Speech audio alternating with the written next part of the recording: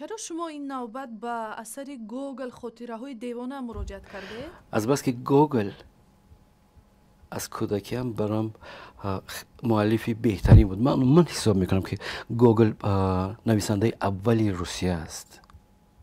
با چیزی که داستایوفسکی میگفت که ما همه از شنل گوگل برآمدیم، من فکر میکنم که دراماتورگی جهانی هم بعد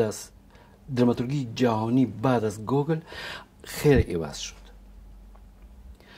غیر از این من با گوگل هیچ وقت کار نکرده بودم و باری اول است که من رو آوردم برای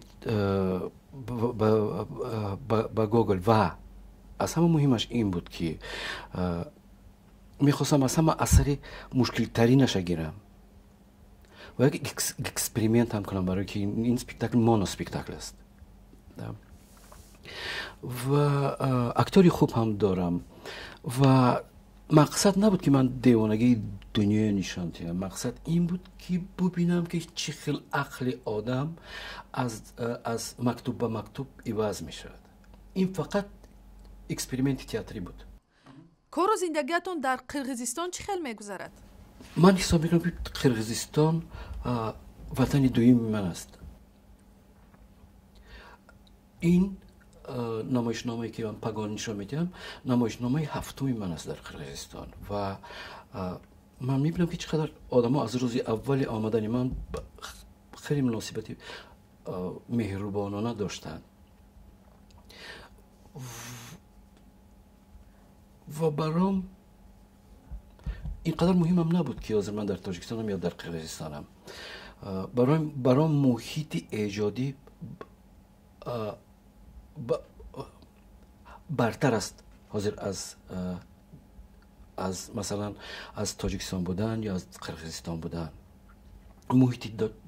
محیط ایجادی قرقیزستان برام خیلی خوب است و برای همین من در قرقیزستانم.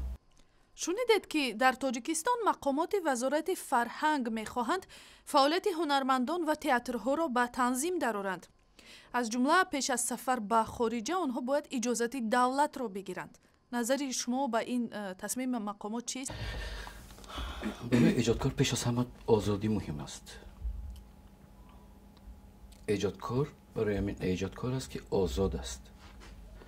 اما وقتی که ریگولاسیون مهنتی ایجادکار سر شد، این همه وقت دیکتاتوری با میبرد و من فکر نمیکنم که این کاری وزارت فرهنگ خوب است. پیش از همه برای آنکه کلکتیف‌های ایجادی تاجیکستان قریب که هیچ جا هم نمیبرند و اگر که حاضر باز کلکتیو ایجادی از وزارت فرهنگ اجازت پرسد و اگر خداوند ببخشد و کارگران وزارت فرهنگ منو ببخشند اگر یگان ابله نخواد که وایو برن، این براشون خیلی روسا میگن او در میشد. برای همین من گمان نمیکنم که این کاری وزارت فرهنگ یک معنی دارد. وزارت فرهنگ باید فرهنگ کتیم با فرهنگ مشغول باشد، نه با این کارهایی که یک تی قدر ندارن. خود شما هم از تاجیکستان به خاطر همین آزاد بودنتان رفتید. میدانیم که در تاجیکستان نه همه ایده های شما رو دستگیری میکردند و نمایشنامه دیوانگی سال 1993 از قبیل همین ایده ها بود.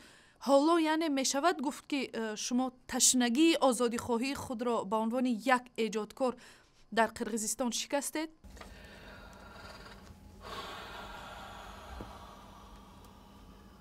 بله. خب تاجیکستان در قرقیزستان حاضر خدای شکر محیط ایجادی خوب است. باز تکرار میکنم محیط ایجادی خوب است و برای من از همه مهم این چیز است.